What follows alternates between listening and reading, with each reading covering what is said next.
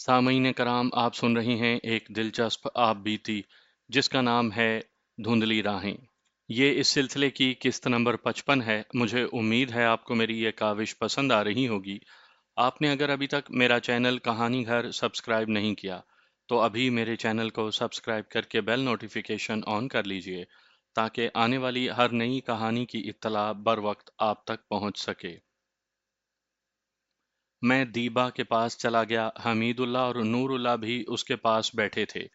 उन्होंने उस लड़की के मुतल्लिक मेरे साथ मजाक किए। इस तरह कुछ देर रात की वारदात के मुतल्लिक बातें होती रहीं। उन्होंने बताया कि एक आदमी को वारदात वाले गांव भेज दिया गया है। वो रात को किसी वक्त वापस आकर पुलिस की कारगुजारी सुनाएगा।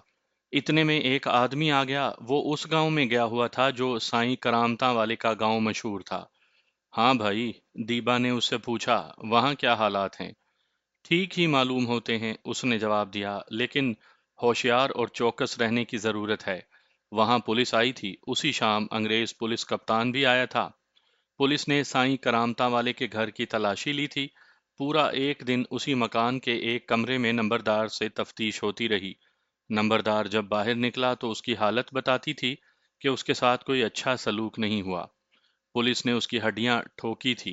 सारी रात पुलिस मुश्तबों को उस मकान में बारी बारी बुलाकर पूछगुछ और मार पिटाई करती रही। अगले दिन भी यह सिलसिला चला। पुलिस कप्तान तो चला गया, थानेदार पुलिस के गार्ड के साथ वहीं रहा। और उससे अगले रोज वो घोड़े पर सवार होकर उस तरफ दूर तक आया जिस तरफ से हमारे ये भाई बंद आए थे। मालूम होता है कि उससे आगे थानेदार को और कोई खुरा खोज नहीं मिला, इसलिए वापस चला गया। रात को पुलिस वापस चली गई है। गांव के लोग क्या कहते हैं? दीबा ने उस आदमी से पूछा। जितने मुंह उतनी बातें, उसने जवाब दिया। ज्यादातर लोग तो कहते हैं कि अंग्रेज बादशाह को देखो कि हमारे पीरों के दरबार में जूतियों समेत फिरते रहे। चंद एक लोग ऐसे हैं जो कहते हैं कि साईं करामता वाला बड़ा उस्ताद नौसरबाज था।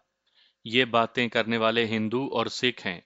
मैंने उस आदमी से कुछ बातें पूछीं। इससे मुझे तसल्ली हो गई कि सुल्तान अहमद महफूज है और उस पर कोई शुबा नहीं हुआ। मेरे पूछने पर उस आदमी ने बताया कि गांव में ये बात भी सुनी गई कि साईं करामता वाले के पास एक मफरूर डाकू और कातिल आया था, और ये बात एक सीआईडी के थानेदार ने मालूम की थी। सीआईडी का ये थानेदार भेष बदलकर साईं करामता वाले का मुरीद बनने आया था। उसने मालूम कर लिया कि ये लोग जाली पीरी मुरीदी कर रहे हैं। दरअसल उन्होंने इस जगह को अपना अड्डा बना रखा था। सीआईडी का ये थानेदार सुल्तान अहमद था। सुल्तान अहमद ज़हीन आदमी था, उसमें फ़हम व फरासत की कमी नहीं थी, लेकिन मुझे ये मालूम नहीं था कि उसमें ईसार का जज्बा इतना ज़्यादा है कि अपनी नौकरी को, अपनी बीवी और बच्चे को भी दांव पर लगा देगा। अगर वो मुझे पकड़वा देता तो उसे 10,000 रुपया इनाम के अलावा तरक्की भी मिल जाती। मैंने उससे इतनी ज़्यादा कुर्बानी तो मांगी नहीं थी, लेकिन उसने कुर्बानी दी और मुझे अफसोस हो रहा था कि मैं उसे इस कुर्बानी का सिला देने के काबिल नहीं था। दीबा के आदमी ने कहा था कि पुलिस के मुखबिर और सीआईडी के आदमी इस इलाके में घूमते फिरते रहेंगे। दीबे ने उसका ये बंदोबस्त किया कि 3-4 आदमियों से कह दिया कि उस गांव के इर्द गिर्द कोई भी आदमी मिले तो उससे पूछो कि वो कौन है और कहाँ जा रहा है। अगर उस पर शक हो तो उसे पकड़कर उसकी आंखों पर कपड़ा बांधो और यहाँ ले आओ। यहाँ मैं एक बात कहना चाहूँगा।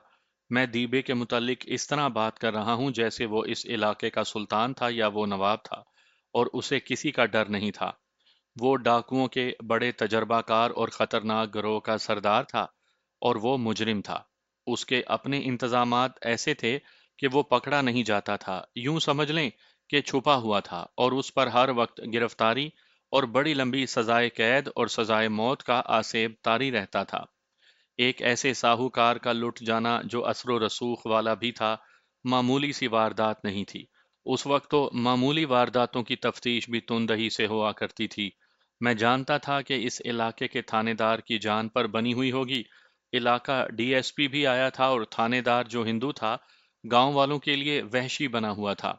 उसे जिस पर जरा सा भी शुबा होता था, उसे नंबरदार की ड्योढ़ी में बंद करके बेदर्दी से जदोकोब करता था। थानेदार ने 2 आदमियों और एक नौकरानी को पक्का मुश्तबा बिठाया हुआ था। उन 2 आदमियों में से एक साहूकार के घर का नौकर था اور دوسرا آدمی جو ابھی نوجوان تھا لیلا کا بھائی تھا۔ لیلا کا میکا اسی گاؤں میں تھا۔ لیلا کے بھائی کا نام رمیش تھا۔ اسے اس لیے پکڑا گیا تھا کہ وہ آوارہ اور بدماش تھا۔ اس کا یارانہ رجسٹرڈ بدماشوں کے ساتھ تھا۔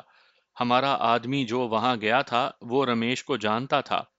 جاننے کی وجہ یہ تھی کہ ہمارا آدمی بھی کوئی شریف آدمی نہیں تھا۔ وہ بدماش اور پیشہ ور مجرموں کی دنیا کا آدمی تھا۔ اس سے مجھے اندازہ ہوا کہ رمیش کس پائے کا بدماش ہوگا۔ اس اندازے کے ساتھ مجھے حیرت ہوئی کہ ایک ہندو ایسا بدماش کس طرح بن گیا کہ پولیس نے اسے ڈکیتی کے شبے میں پکڑ لیا۔ اس کا باپ پکا ہندو اور پکا بنیا تھا۔ یہ تو مر مٹ کر گزارا کرنے والی نسل تھی۔ وہ تو مسلمانوں میں جنا پلا تھا، ہمارے آدمی نے بتایا۔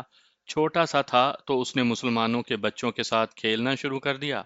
یہ مسلمان کسانوں کے بچے تھے۔ رمیش ان کے ساتھ کھیتوں میں چلا جاتا تھا اور سارا سارا دن ان کے ساتھ رہتا۔ اس کا باپ اسے گھسیٹ گھسیٹ کر گھر لے جاتا اور اسے مارتا پیٹتا بھی تھا۔ بچہ اور زیادہ ڈھیٹ ہو گیا۔ میں ساری بات سمجھ گیا۔ میں پولیس میں رہا تھا اور پھر میں ڈاکوؤں، راہزنوں اور نوسر بازوں کی دنیا میں آ گیا تھا۔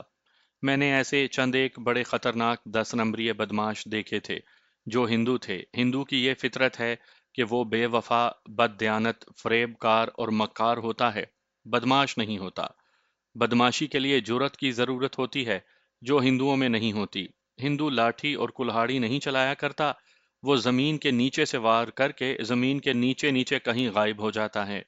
میں نے جتنے بھی، جو اتنے زیادہ نہیں تھے، ہندو 10 نمبری بدماش اور ڈاکو دیکھے ہیں، وہ بچپن سے ہی مسلمانوں یا سکھوں کی طرف مائل ہو گئے تھے اور ان میں گھل مل گئے۔ بدماش وہ اس طرح بنے کہ مسلمانوں اور سکھوں کی دوستی سے ان کے ذہنوں میں وسعت پیدا ہوئی اور ان کے باپوں، بھائیوں اور سرکردہ ہندوؤں نے انہیں مارا پیٹا۔ بعض کو تو مندروں میں پنڈتوں کے پاس لے گئے۔ اس طرح ان لوگوں نے ان کے دلوں میں اپنے خلاف نفرت پیدا کر لی، بلکہ اپنے مذہب کے خلاف نفرت پیدا کی اور وہ باغی ہو گئے۔ رمیش لیلا کا بدماش بھائی تھا اور اونچے درجے کا بدماش تھا۔ ہمارے آدمی نے بتایا کہ رمیش کو رات کو ہی پتا چل گیا تھا کہ اس کے بہنوئی کے گھر ڈاکہ پڑا ہے اور اس کی بہن اغوا ہو گئی ہے۔ رمیش اپنے بہنوئی کے گھر گیا۔ اس کے ساتھ رمیش نے جو باتیں کی وہ معلوم نہیں کیا ہوں گی۔ صبح ہوئی تو وہ للکار للکار کر کہہ رہا تھا کہ وہ اپنے بہنوئی کے گھر کا پورا مال واپس لائے گا، مگر بہنوئی نے اس کے ساتھ یہ سلوک کیا کہ اسی کو مشتبہ لکھوا دیا اور پولیس نے اسے بٹھا لیا۔ وجہ یہ ہوئی کہ لیلا کی شادی ساہوکار کے بیٹے سے ہوئی تو رمیش نے اس کے گھر جانا شروع کر دیا۔ لیلا کے خاوند اور خاوند کے باپ نے اس کا اپنے گھر آنا جانا پسند نہ کیا اور لیلا سے کہا کہ وہ اپنے بھائی کو یہاں آنے سے منع کر دے۔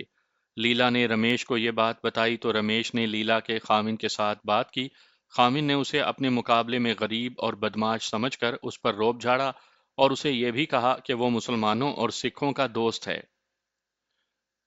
اس مسئلے پر ان میں جھگڑا ہو گیا۔ رمیش بدماشی اور غنڈہ گردی پر اتر آیا۔ لیلا کے سسر نے اپنے آدمیوں سے رمیش کو پٹوا دیا، پھر تھانے میں اس کے خلاف ایسا طوفان کھڑا کیا کہ اسے تھانے بلا کر پٹائی کی گئی۔ رمیش کو اس کا افسوس تو ہونا ہی تھا۔ اس نے لیلا کے خاوند اور سسر کو للکار کر کہا تھا کہ وہ اپنی بے عزتی کا بدلہ لے گا۔ یہ واقعہ ڈاکے سے تقریباً 1 مہینے پہلے کا تھا۔ ساہوکار نے اس پر شبہ کرنا ہی تھا۔ تھانے دار نے بھی اس پر شبہ کیا اور اسے بٹھا لیا۔ بٹھانے کا مطلب یہ تھا کہ تھانے میں اس کی ہڈیاں توڑی جا رہی ہیں۔ میرا خیال تھا کہ اسے گھر بھیدی سمجھا جا رہا تھا۔ یہی سلوک گھر کے نوکر اور نوکرانی کے ساتھ ہو رہا تھا۔ اس کے علاوہ ہمارا آدمی یہ خبر لایا کہ پولیس گھوڑوں کے کھروں کو دیکھتی دور تک آئی تھی۔ ہم گھوڑوں کے کھرے تو نہیں چھپا سکتے تھے، لیکن کھروں کے راستے میں گم کرنے کا ہم نے انتظام کر لیا تھا۔ دیبے کا دماغ بہت تیز تھا۔ اس نے واردات کے لیے جانے اور آنے کا جو راستہ بتایا تھا وہ ایک ندی تھی جس میں ان دنوں اتنا ہی پانی تھا کہ گھوڑیوں کے گھٹنوں تک، کہیں ان کے ٹخنوں تک پہنچتا تھا۔ یہ راستہ کم از کم 3 میل لمبا ہو گیا تھا۔ 1.5 2 میل تو ندی کے اندر اندر جانا تھا۔ پولیس گھوڑیوں کے کھروں پر آئی اور ایک جگہ یہ کھرے گھاٹی میں اتر کر ندی میں چلے گئے۔ کھوجی ندی کے پار گئے تھے مگر انہیں کوئی کھرا نہ ملا۔ تھانے دار انہیں دور تک لے گیا۔ اس نے کہا کہ گھوڑے ندی کے اندر اندر گئے ہیں، لیکن کئی جگہوں پر دیکھا، انہیں ہر جگہ مایوسی ہوئی۔ دیبے کے آدمیوں کو 1.5 2 میل دور ایک گھاٹی معلوم تھی جو ندی میں اترتی تھی۔ وہ اس وجہ سے ہمارے لیے فائدہ مند تھی کہ قریبی گاؤں کے مویشی صبح وہاں سے اترتے تھے، بھینسیں ندی بیٹھتیں اور انہیں اوپر لے جاتے تھے۔ اوپر پگڈنڈی تھی جس سے لوگ اور مویشی گزرتے تھے۔ رات کے کھرے صبح کو مویشیوں اور لوگوں کے پاؤں کے نیچے لاپتہ ہو جانے تھے۔ پولیس کو یہ پتا چل گیا تھا کہ واردات تجربہ کار ڈاکوؤں نے کی ہے اور انہوں نے کھرے غائب کرنے کا پکا انتظام کیا تھا۔ نوکر نوکرانی اور رمیش کو پولیس گھر بھیدی سمجھ رہی تھی۔ رمیش پر شک زیادہ تھا۔ گاؤں کے بعض آدمی یہ بھی کہتے تھے کہ رمیش نے خود ہی اپنی بہن کو غائب کیا ہے۔ ہمارے آدمی نے گاؤں میں کسی سے بھی دیبے کا نام نہیں سنا۔ ہمارے اس آدمی کا اس گاؤں میں کوئی دوست تھا یا اسے سہولت حاصل تھی۔ اسے اگلے دن پھر بھیج دیا گیا۔ لیلا میرے ساتھ ہوتی تھی، اس نے 3 4 راتیں میرے ساتھ تنہا رہ کر دیکھ لیا تھا۔ اسے یقین آ گیا تھا کہ میں اس کے ساتھ وہ سلوک نہیں کروں گا جس کا اسے ڈر تھا۔ اتنے دن میرے سوا کوئی آدمی اس کمرے میں ذرا سی دیر کے لیے بھی نہیں آیا تھا۔ میں نے یہ دیکھا کہ وہ کبھی کبھی مجھے ٹکٹکی باندھ کر دیکھنے لگتی تھی۔ اب وہ میرے ساتھ بے تکلفی سے باتیں کرتی تھی۔ لیلا، میں نے اس کے گاؤں کی خبریں سن کر رات کو اس سے پوچھا، تمہارا بڑا بھائی بھی ہے؟ ہاں ہے، اس نے کہا۔ تمہیں کس نے بتایا ہے؟ میں نے تو نہیں بتایا۔ کیسا آدمی ہے؟ پہلے یہ بتاؤ کیوں پوچھتے ہو؟ لیلا نے پوچھا۔ وہ خیریت سے تو ہے؟ بالکل خیریت سے ہے، میں نے کہا۔ ہمارے جاسوس تمہارے گاؤں میں موجود ہیں، انہوں نے تمہارے بھائی کا نام لیا تھا۔ مجھے ایک ڈر ہے، لیلا نے کہا۔ میرے خاوند اور خاوند کے باپ کے ساتھ میرے بھائی کی دشمنی تھی۔ وہ اسے اپنے گھر میں نہیں آنے دیتے تھے، لڑائی جھگڑا بھی ہوا تھا۔ انہوں نے میرے بھائی کو پٹوایا تھا، پھر اسے تھانے بھی لے گئے تھے۔ وہ کہتا تھا کہ اپنی بے عزتی کا بدلہ ضرور لوں گا۔ کیا تمہارے بھائی میں اتنی جرأت اور طاقت ہے؟ بہت، لیلا نے کہا۔ مجھے خود یہ شک ہوا تھا کہ تم لوگوں کو میرا بھائی لایا ہے اور اس نے اپنی بے عزتی کا بدلہ لیا ہے۔ پھر تم بھی تو اسے اچھا نہیں سمجھتی ہوگی، میں نے کہا۔ سنا ہے وہ مسلمانوں کا دوست ہے۔ میں تو اس پر جان بھی قربان کر دوں گی، لیلا نے کہا۔ مجھے اس کی یہی بات اچھی لگتی ہے کہ وہ مسلمانوں کا دوست ہے۔ بدماشی میں وہ بہت بدنام ہے۔ پولیس کے ساتھ اس کی بڑی اچھی بات چیت ہے۔ میں مسلمانوں کو اچھا سمجھتی ہوں۔ اس نے مسلمانوں کی خوبیاں بیان کی جو میں نے توجہ سے نہیں سنی۔ وہ ہندوؤں کے خلاف باتیں کرتی تھی، میرے دل پر اپنا اثر ڈالنا چاہتی تھی۔ اس کا یہی طریقہ ہو سکتا تھا کہ وہ مسلمانوں کی اور میری تعریفیں کرے۔ میں نے اسے بتایا کہ اس کے بھائی کو پولیس لے گئی ہے۔ میں اس کے ساتھ زیادہ باتیں نہیں کرتا تھا۔ وہ بھی کم ہی بولتی تھی۔ اس رات اس نے اپنے بھائی کی کچھ باتیں سنائیں۔ اسے اپنے بھائی کے ساتھ اور بھائی کو اس کے ساتھ بہت محبت تھی۔ میں ویسے ہی ہوں ہاں کرتا رہا۔ اس کے بھائی سے مجھے کوئی دلچسپی نہیں تھی۔ میں سو گیا۔ 2 1 دن اور گزر گئے۔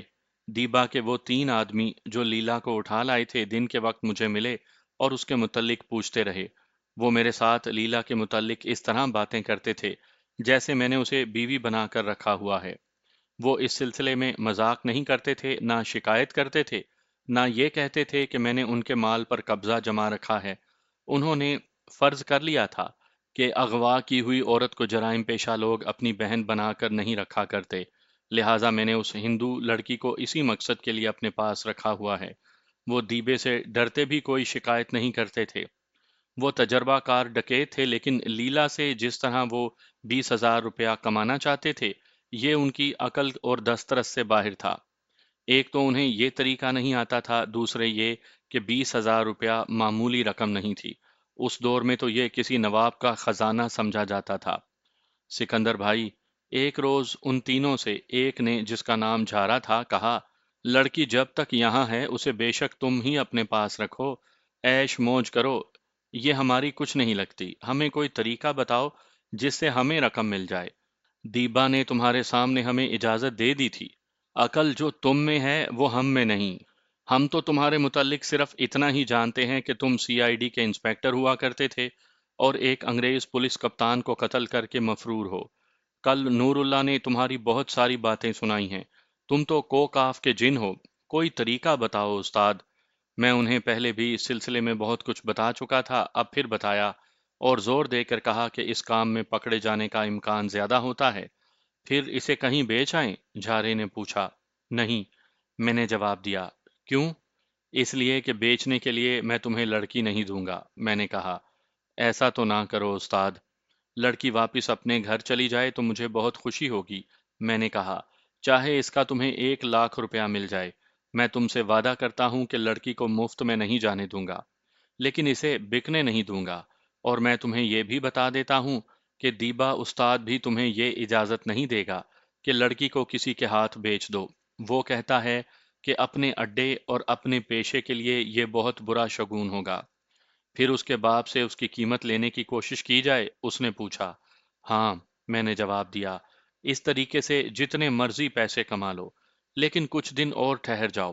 ابھی وہاں پولیس تفتیش میں بہت گرما گرمی دکھا رہی ہے، کہیں ایسا نہ ہو کہ روکا پھینکتے ہی پکڑے جاؤ۔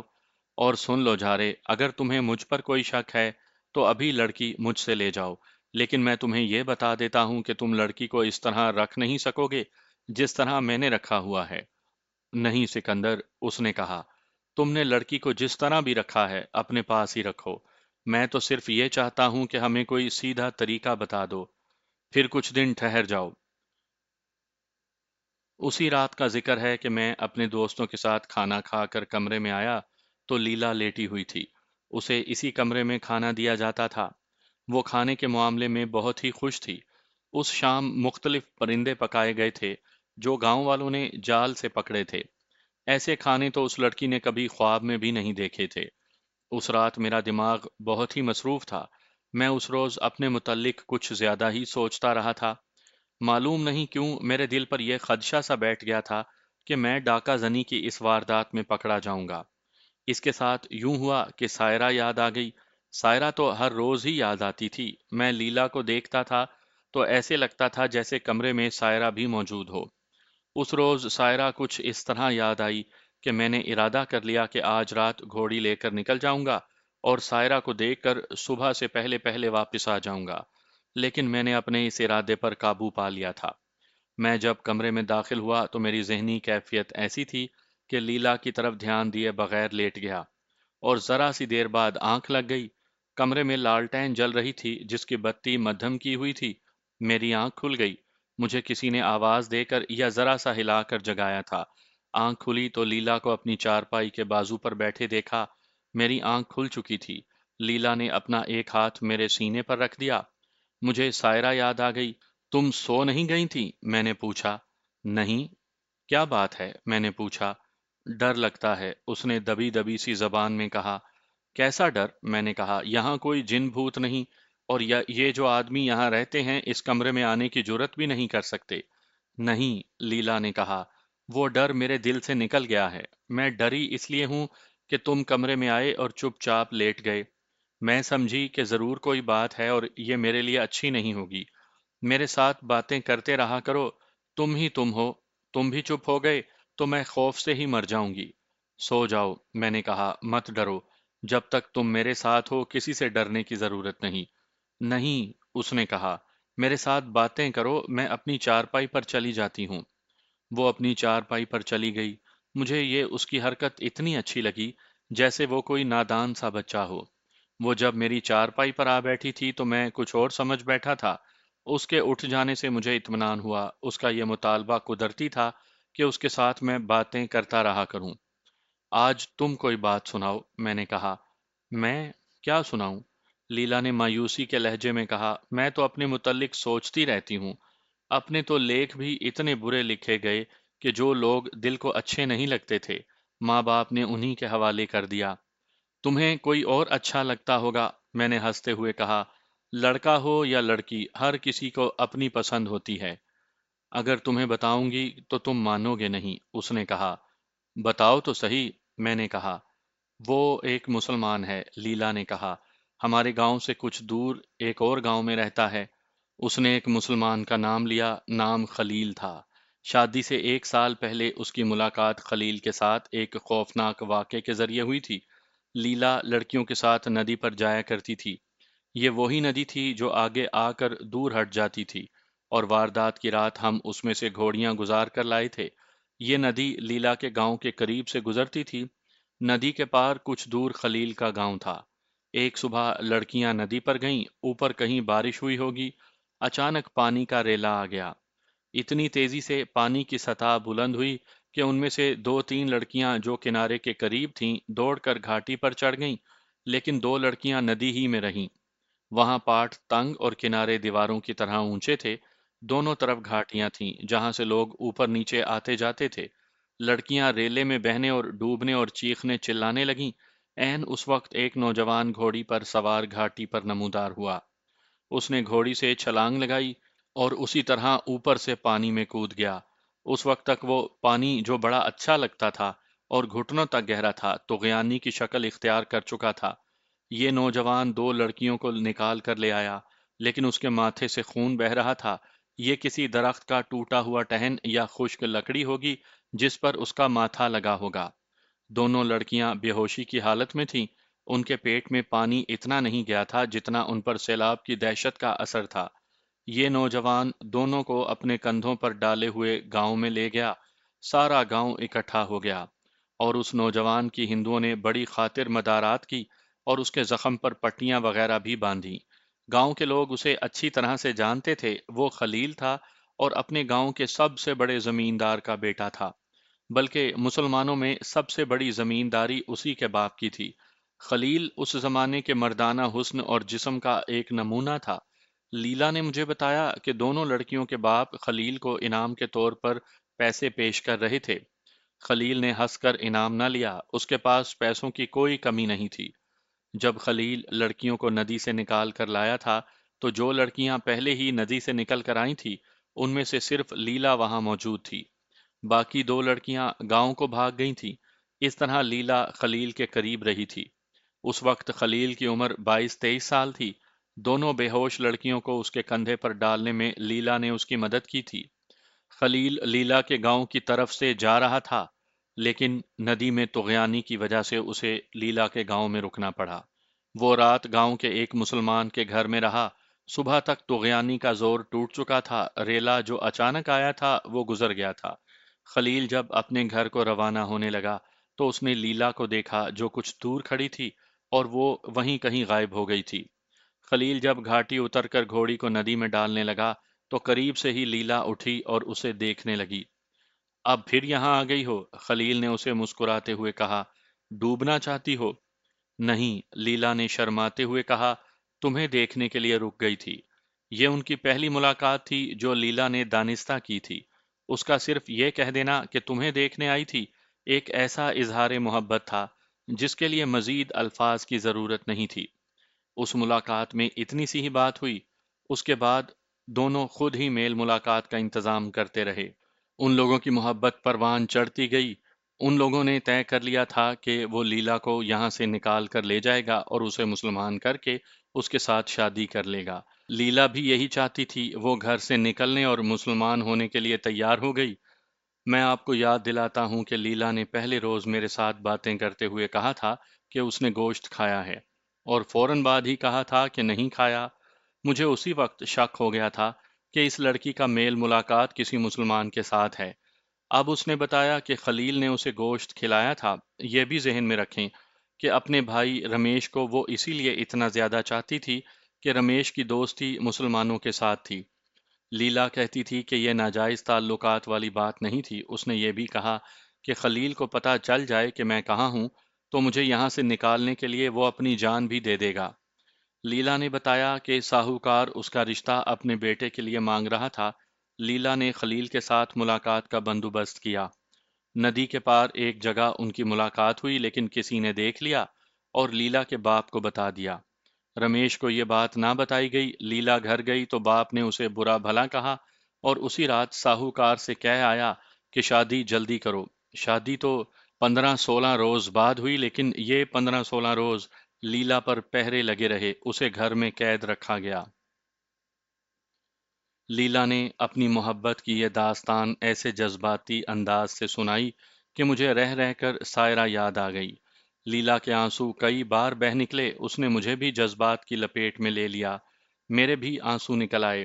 اس نے مجھے یہ داستان بلا وجہ نہیں سنائی تھی۔ ایک وجہ یہ تھی کہ وہ اپنے سینے کا غبار ہلکا کرنا چاہتی تھی، اور اس نے غبار ایسا ہلکا کیا کہ آدھی رات گزار دی۔ دوسری اور اصل وجہ یہ تھی جو اس نے مجھے یہ سارا قصہ سنا کر بتائی۔ جانتے ہو میں نے یہ بات تمہیں کیوں سنائی ہے؟ اس نے پوچھا اور خود ہی جواب دیا، اگر تم میرے اتنے ہی ہمدرد ہو تو مجھے خلیل تک پہنچا دو، یا اس تک یہ اطلاع پہنچا دو کہ میں کہاں ہوں۔ میں اب اپنے ماں باپ کے گھر نہیں جانا چاہتی، تمہیں پہلے بتایا تھا کہ میں جس رات آئی تھی اسی رات واپس چلی جاتی، تو بھی میرا خامند مجھے یہ کہہ کر گھر سے نکال دیتا کہ یہ مسلمانوں کے پاس رہ کر آئی ہے۔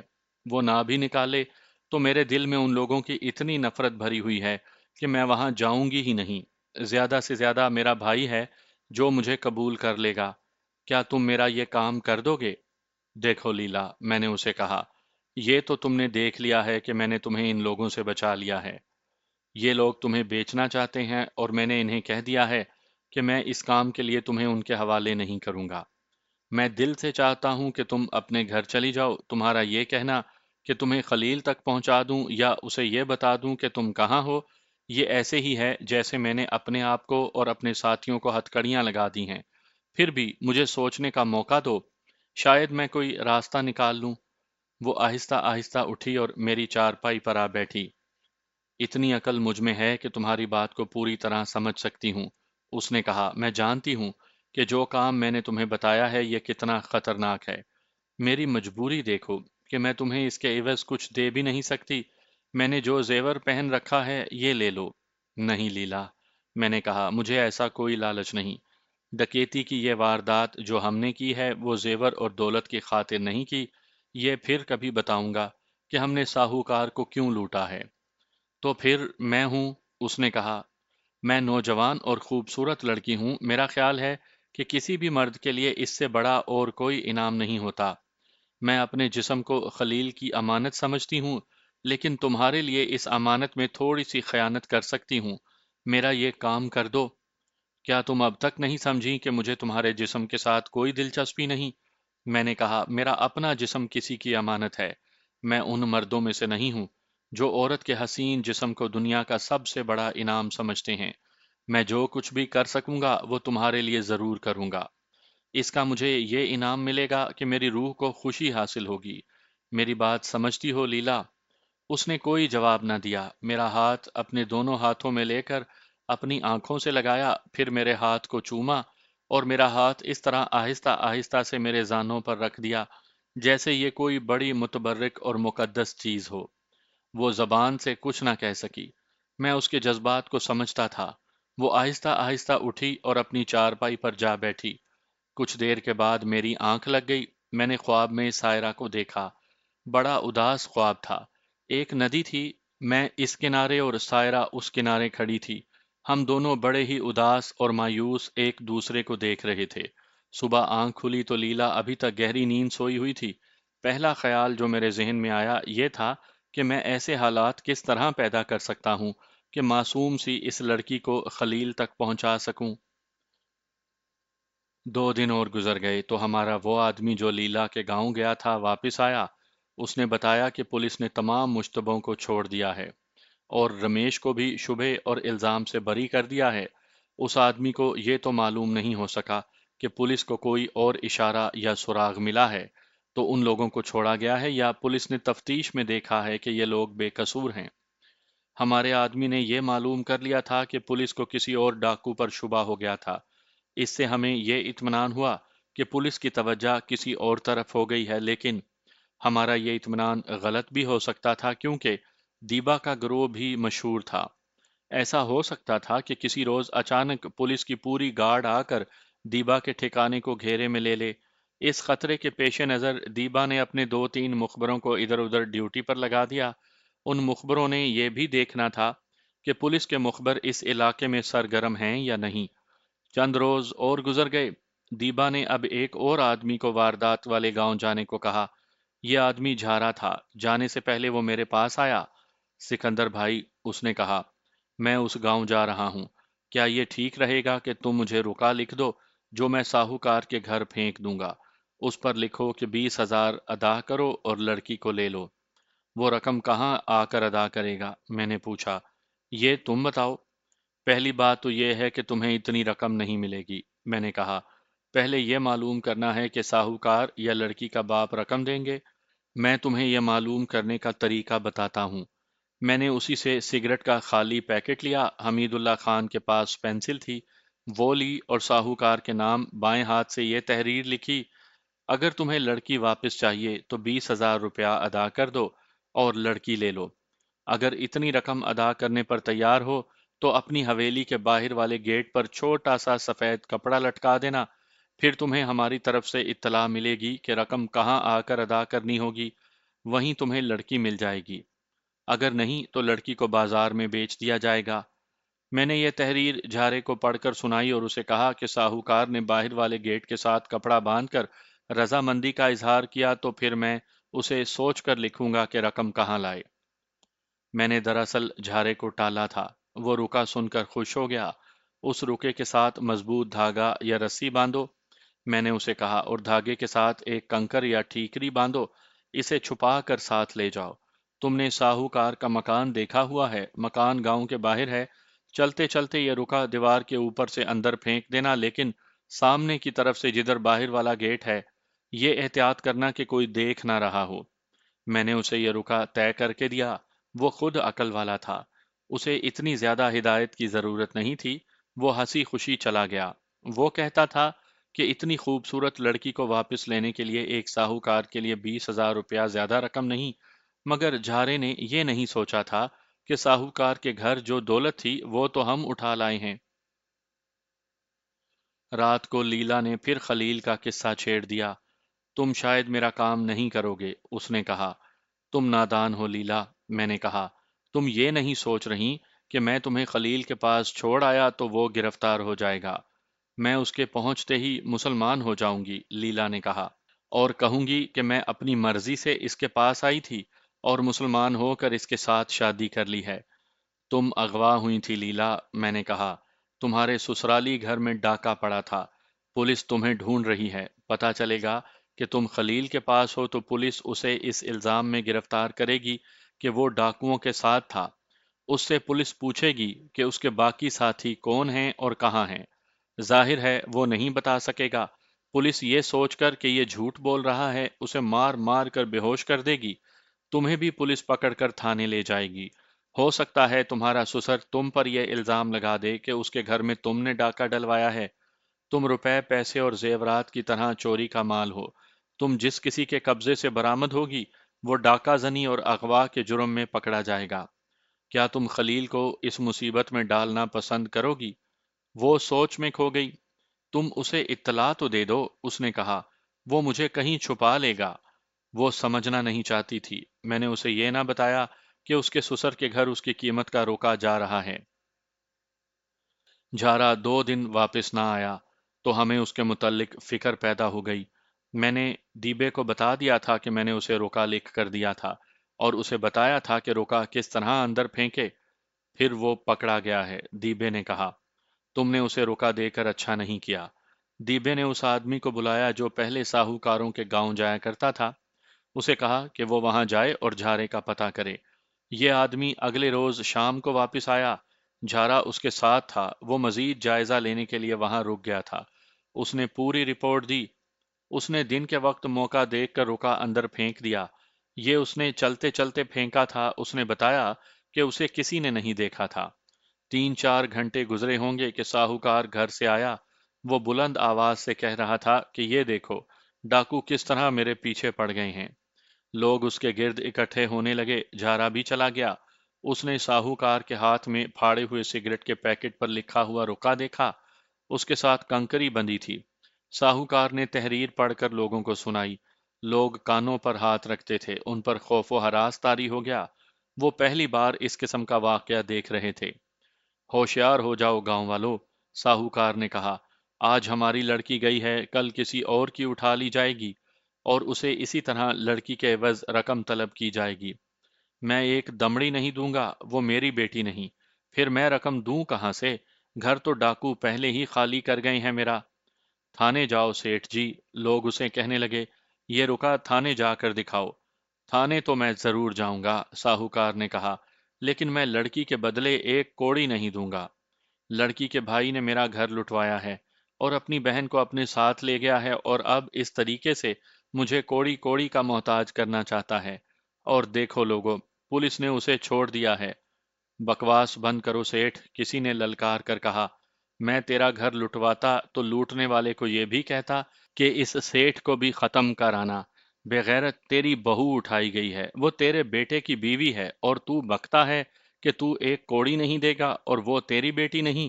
جا کر تھانے میں پوچھ کہ مجھے کیوں چھوڑا گیا ہے۔ وہ لیلا کا بھائی رمیش تھا۔ دیکھو لوگو، سیٹھ واویلا برپا کرنے لگا، یہ کس طرح مجھ پر دھونس جما رہا ہے۔ میری سنو گاؤں والو، رمیش نے کہا، یہ بوڑھا اور اس کا بیٹا غریبوں کی بیٹیوں کو خراب کرتے ہیں۔ میں ان کی دو نوکرانیوں کو یہاں بلاتا ہوں۔ رمیش کا باپ رو رو کر اس کے آگے ہاتھ جوڑ رہا تھا کہ وہ چپ ہو جائے، لیکن رمیش بدماش تھا اور اس نے تھانے میں بہت مار کھائی تھی۔ پھر اس کی بہن اٹھائی گئی تھی۔ وہ واہی تباہی بک رہا تھا اور اب باپ کی منت سماجت پر بھی چپ نہیں ہو رہا تھا۔ ساہوکار اس سے ڈرتا تھا۔ وہ تھانے چلا گیا۔ جھارا اگلے روز بھی وہیں رہا۔ اسے پتا چلا کہ لیلا کے باپ اور ساہوکار میں جھگڑا ہوا ہے۔ ساہوکار کہتا تھا کہ وہ لیلا کو واپس لینے کے لیے ایک پیسہ بھی نہیں دے گا، اور لیلا کا باپ اسے کہتا تھا کہ اس کی بیٹی اس کے گھر سے اغوا ہوئی ہے، وہ اغوا کرنے والوں کے ساتھ سودے بازی کرے، شاید وہ تھوڑی رقم پر راضی ہو جائیں اور وہ اس کی بیٹی واپس لے آئیں۔ ساہوکار اس کی بات ہی نہیں سنتا تھا، کہتا تھا کہ وہ تمہاری بیٹی ہے، رقم ادا کرو اور بیٹی واپس لے لو۔ پولیس گاؤں میں نہیں آئی۔ جھارے کو بہت مایوسی ہوئی، وہ گاؤں میں رکا رہا۔ ہمارا دوسرا آدمی جو گیا تھا وہ اسے واپس لے آیا۔ دیبے کو یہ ساری بات سنائی گئی تو دیبے نے ہنسنا شروع کر دیا اور وہ ہنستا ہی رہا۔ استاد، جھارے نے کہا، عجیب آدمی ہو، ہمارے نقصان پر ہنستے ہو۔ ارے پاگل، دیبے نے کہا، تجھے اتنی سی بات پہلے سمجھ میں نہیں آئی کہ ہندو اپنی بیوی چھوڑ دیتا ہے، پیسہ نہیں چھوڑتا۔ اب دیکھ لیا تو نے، ساہوکار کے بیٹے نے اپنی بیوی کی پرواہ ہی نہیں کی۔ پھر اس لڑکی کا کیا کروں؟ جھارے نے پوچھا۔ ذرا صبر کرو، دیبے نے جواب دیا۔ دوسرے دن کا واقعہ ہے۔ میں، حمید اللہ اور نور اللہ باہر دیبے کے پاس بیٹھے تھے کہ گاؤں کے ایک لڑکے نے، جس کی عمر 14-15 سال تھی، آ کر بتایا کہ ایک آدمی آ رہا ہے۔ اس نے یہ بھی بتایا کہ یہ آدمی کس جگہ تک پہنچ گیا ہے۔ یہ وہ جگہ تھی جہاں راستہ اوپر آتا تھا اور دیوار کی طرح ہو جاتا تھا۔ اس کے ایک طرف تقریباً 30 فٹ نیچے پانی جمع تھا اور دوسری طرف چھوٹے چھوٹے درختوں کی چوٹیاں تھیں۔ یہ جگہ اتنی گہری تھی کہ اس طرف گرنے والا بچ نہیں سکتا تھا۔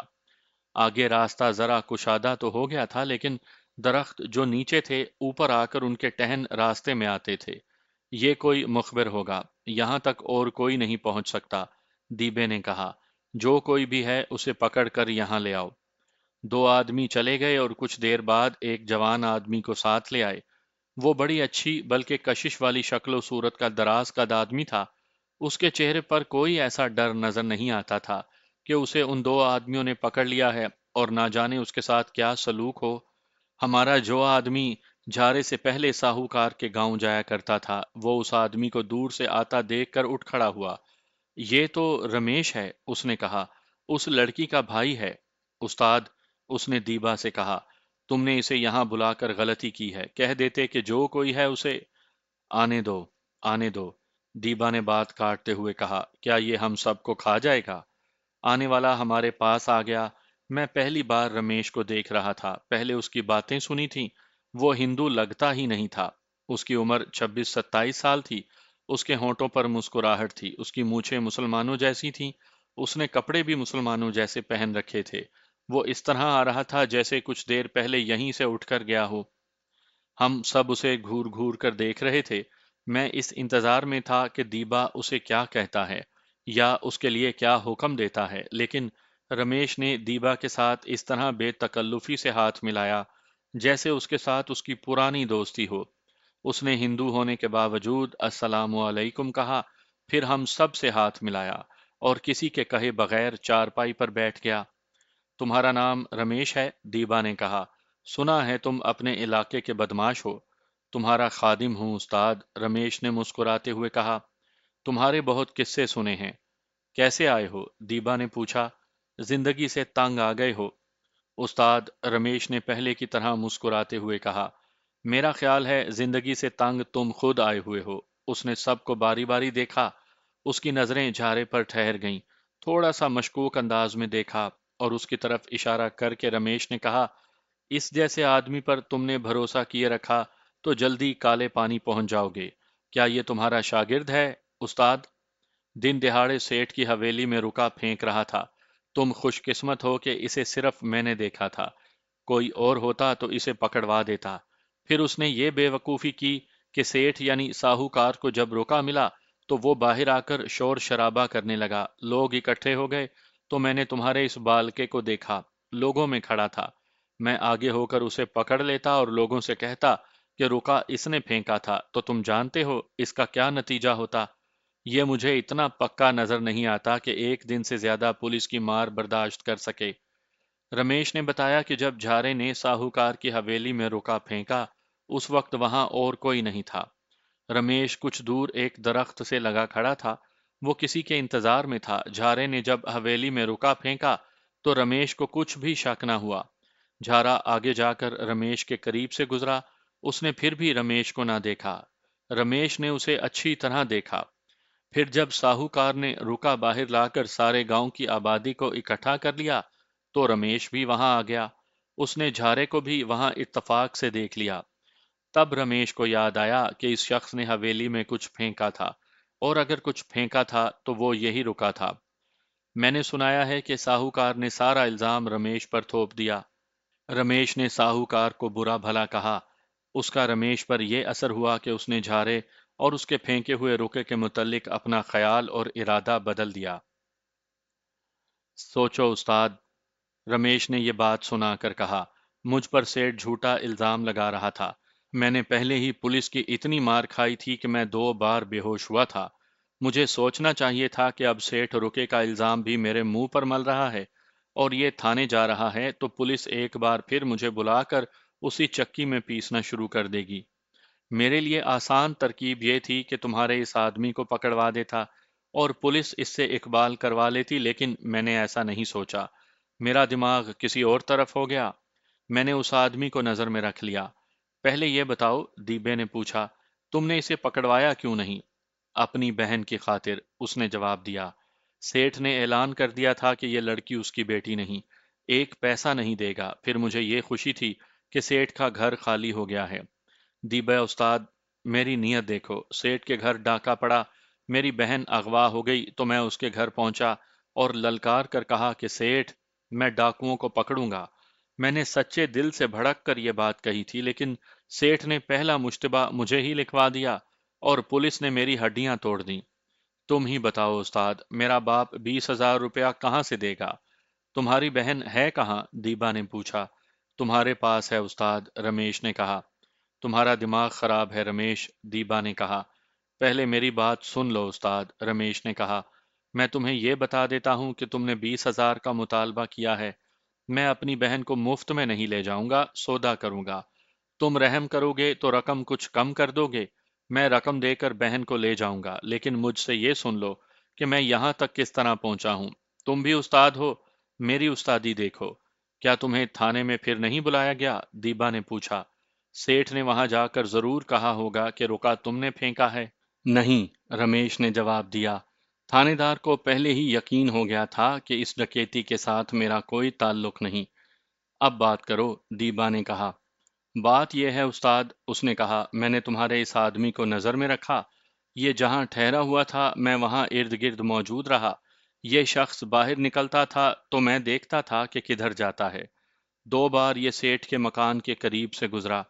گاؤں کے چند ایک آدمی جہاں اکٹھے ہو جاتے، یہ ان کے پاس جا کھڑا ہوتا اور ان کی باتیں سنتا، پھر ان کی باتوں میں شامل ہو جاتا۔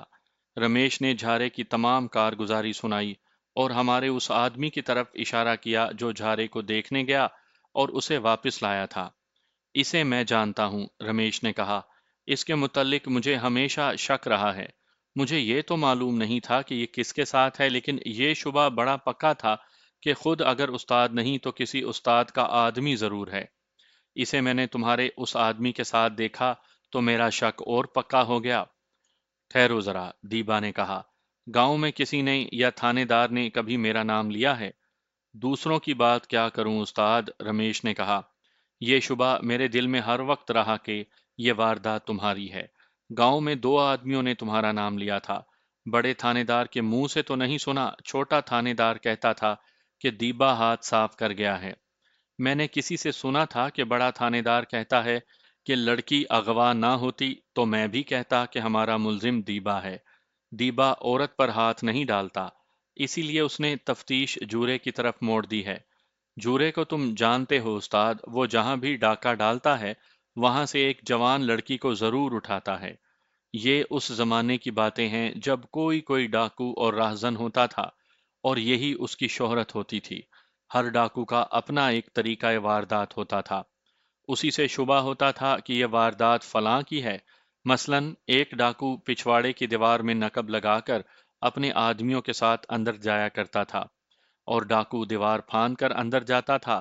بعض ڈاکو مکان کے پچھواڑے کمند پھینک کر اوپر جاتے اور مکان کے اندر اترتے تھے۔ ایسے ہی دیبے کی خصوصیت یہ تھی کہ وہ لڑکیوں کو اغوا نہیں کرتا تھا۔ اس واردات میں ہمارے ایک ساتھی کے دماغ میں آ گئی کہ لڑکی بہت خوبصورت اور قیمتی ہے، اور وہ لڑکی کو اٹھا کر لے آیا۔ اس سے دیبا کو غصہ تو بہت آیا، لیکن اسے فائدہ یہ حاصل ہوا کہ ایک تجربہ کار تھانے دار نے اس پر شک نہ کیا، اور شک اس پر کیا جو ڈاکہ زنی کی واردات وہیں کرتا تھا جہاں دوسرے مال کے ساتھ اسے ایک جوان اور خوبصورت لڑکی نظر آتی تھی۔ اس علاقے سے کچھ دور جورا ڈکیت اس جرم میں مشہور تھا۔ استاد، رمیش سنا رہا تھا، تمہارے یہ دونوں آدمی میرے گاؤں سے واپس چلے تو میں ان کے پیچھے چل پڑا۔ یہ تو اپنے راستے پر آ رہے تھے، اور میں ان سے دور بائیں طرف نیچی زمین پہ چلتا آیا۔ کچھ دور چل کر میں اوپر آ جاتا اور بیٹھ کر انہیں دیکھ لیتا۔ مجھے کھڈوں میں بھی اترنا پڑا۔ تم نے وہ زمین دیکھی ہوئی ہے، وہاں کوئی راستہ نہیں۔ ہاں بھائی میرے، میں سمجھ گیا، دیبے نے کہا۔ تم یہاں تک پہنچ گئے، اور میں یہ بھی مانتا ہوں کہ یہ تمہاری بہت بڑی دلیری ہے کہ تم یہاں تک بھی آ گئے ہو۔ کوئی نیا آدمی یہاں تک نہیں پہنچ سکتا۔ کوئی آ بھی جائے تو راستے ہی سے واپس چلا جائے گا، کیونکہ اسے یقین ہی نہیں آئے گا کہ ایسی جگہ کے اندر کوئی انسان رہتا ہوگا۔ یقین مجھے بھی نہیں آیا تھا استاد، رمیش نے کہا، لیکن میں نے تمہارے ان دونوں آدمیوں کو اس دشوار گزار جگہ میں داخل ہو کر غائب ہوتے دیکھ لیا تھا۔ میں نے سنا تھا کہ دیبا ایسی جگہ رہتا ہے جہاں تک سانپ بھی نہیں پہنچ سکتا۔ دیکھ لو استاد، میں پہنچ گیا ہوں، اور یہ بھی سوچو کہ میں تمہارے ان دونوں آدمیوں کو وہیں پکڑوا سکتا تھا، اور میں یہ بھی کر سکتا تھا کہ اپنے ساتھ پولیس کی گارڈ لے کر آتا۔ کیا تم مجھے اس کا انعام نہیں دو گے؟ ضرور دوں گا، دیبا نے کہا، لیکن اتنی جلدی نہیں۔ تم مجھے استاد کہتے ہو، تم جانتے ہوگے کہ کسی نئے اور مشکوک آدمی پر اعتبار کر لینا کوئی استادی نہیں۔ مجھے میری بہن دے دو استاد، رمیش نے کہا، میں چلا جاؤں گا۔ تم تو بچوں جیسی باتیں کرتے ہو، دیبے نے کہا۔ کیا تم یہ نہیں سوچتے کہ اپنی بہن کو لے کر گاؤں جاؤ گے تو اطلاع ملتے ہی تمہیں بہن سمیت تھانے طلب کر لیا جائے گا؟ پھر جانتے ہو کیا ہوگا؟ ہاں استاد، رمیش نے کہا، تھانے دار سب سے پہلا سوال یہ کرے گا کہ یہ لڑکی کہاں سے آئی ہے۔ میں اس کا یہ جواب دوں گا کہ میں اپنی بہن کی تلاش میں مارا مارا پھر رہا تھا، تو یہ مجھے بڑی بری حالت میں ایک جگہ ادھر آتی ہوئی مل گئی۔ میں اپنی بہن کو بھی یہ بیان یاد کروا دوں گا۔ نہیں رمیش، دیبے نے کہا، تم پولیس کی مار کھا سکتے ہو، یہ لڑکی تھانے کی دہشت سے ہی بول پڑے گی۔ میں تمہیں لڑکی نہیں دے سکتا۔ مجھے تو ابھی یہ بھی یقین نہیں آیا کہ تم خود آئے ہو یا پولیس کے مخبر بن کر آئے ہو۔ تمہیں 20,000 روپیہ چاہیے استاد، رمیش نے ذرا غصے سے کہا۔ مجھے تھوڑی سی مہلت دے دو، اگر کچھ رعایت کر سکتے ہو تو کر دو۔ میں کہیں ڈاکہ ڈال کر تمہیں رقم لا دوں گا۔ میں یہ بھی جانتا ہوں کہ میری بہن کے ساتھ یہاں کیا سلوک ہو رہا ہوگا۔ میں نے دیبا کی طرف دیکھا، اس کے چہرے پر ایسی تبدیلی آ گئی جیسے اس کے جسم سے خون اڑ گیا ہو۔ اس کا رنگ صاف طور پر پیلا پڑ گیا۔ اس نے میری طرف دیکھا۔ رمیش، میں نے اسے کہا، تمہاری بہن جس طرح یہاں آئی تھی ہم نے اسے اسی طرح رکھا ہوا ہے۔ استاد اگر تمہیں اس سے ملنے کی اجازت دے دے گا تو تمہارا یہ شک تمہاری بہن رفع کرے گی۔ رمیش نے دیبے کو جو یہ آخری بات کہہ دی تھی، یہ دیبے کے لیے بے عزتی کا باعث تھی۔ اس نے جھارے اور اس کے دونوں ساتھیوں کو جنہوں نے لیلا کو اغوا کیا تھا بے طرح گالیاں سنانی شروع کر دیں۔ رمیش پر اسے غصہ نہیں تھا، رمیش تو یہ سمجھ کر بات کر رہا تھا کہ لیلا کو دیبا کے کہنے پر اغوا کیا گیا ہے اور 20,000 روپیہ دیبے کا مطالبہ ہے۔ میں ان تینوں کو اپنے ساتھ رکھنا ہی نہیں چاہتا تھا، دیبے نے کہا، جو میرے لیے نیا انکشاف تھا۔ میں نے کسی بھی وقت ان پر اعتبار نہیں کیا تھا، لیکن اب میرا دماغ ایسا پھرا ہے کہ ایک واردات ان سے کرا لی۔ دیکھ لو میری کتنی بے عزتی ہوئی ہے۔ دیبا رمیش سے مخاطب ہوا۔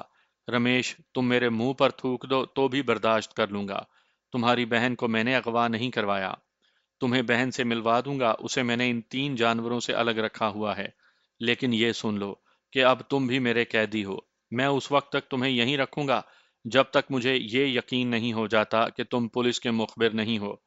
مجھے منظور ہے استاد، رمیش نے اپنے سینے پر ہاتھ رکھ کر کہا۔ ساری عمر تمہارا غلام رہوں گا، صرف یہ بتا دو کہ میں جب یہاں سے واپس جاؤں گا تو میری بہن میرے ساتھ ہوگی۔ تمہاری بہن ہر وقت تمہارے ساتھ رہے گی، دیبے نے کہا۔ لیکن جب یہاں سے جاؤ گے تو اس وقت کے حالات دیکھ کر بتاؤں گا کہ بہن تمہارے ساتھ جائے گی یا نہیں۔ وہ نہیں جائے گی تو میں بھی نہیں جاؤں گا، رمیش نے کہا۔ مجھے منظور ہے، دیبے نے کہا، لیکن یہاں سے بھاگنے کی کوشش نہ کرنا ورنہ باقی عمر پچھتاؤ گے اور بہن کو ڈھونڈتے رہو گے۔ سکندر، دیبے نے مجھے کہا، اسے اپنے ساتھ لے جاؤ اور اس کی بہن سے ملوا دو، پھر اسے اپنے ساتھ رکھو۔ میں رمیش کو اپنے ساتھ لے گیا۔ بہن بھائی بڑے ہی جذباتی انداز سے ملے۔ رمیش بھائی، لیلا نے اسے میری طرف اشارہ کر کے کہا، یہ شخص اوتار ہے۔ آپ تصور کر سکتے ہیں کہ ایسے موقع پر کیا کچھ کہا سنا گیا ہوگا۔ بھائی بہن تو خوش تھے ہی، اور وہ ساہوکار کے لٹ جانے پر زیادہ خوش تھے۔ میں ان دونوں کو خوش دیکھ کر خوش ہو رہا تھا، لیکن اسی شام میری خوشی پر آسیب سا طاری ہو گیا۔ وہ اس طرح کہ شام کے وقت جھارے نے مجھے بلایا، میں اس کے پاس گیا۔ سکندر دوست، جھارے نے کہا، تم استاد کو بتا دو، جو جی میں آئے کرو۔ اس لڑکی کو ہم اپنی ملکیت سمجھتے ہیں، یہ ہمارا مال ہے۔ استاد نے ہماری بہت بے عزتی کی ہے، اسے ہم پر اعتبار بھی نہیں، پھر ہمارا یہاں رہنے کا فائدہ ہی کیا ہے؟ ہم یہاں سے چلے جائیں گے، لیکن لڑکی کو لے کر جائیں گے، اور ضرورت پڑی تو رمیش کا بھی خون ہو جائے گا۔ ہوش میں آؤ جھارے، میں نے کہا۔ ہم ہوش میں آ چکے ہیں، جھارے نے کہا اور چلا گیا۔ میں سوچتا رہ گیا کہ دیبا کو بتاؤں یا نہ بتاؤں۔ میں نے یہ محسوس کر لیا تھا کہ یہاں خون خرابہ ہوگا اور اس اڈے کی خیر نہیں۔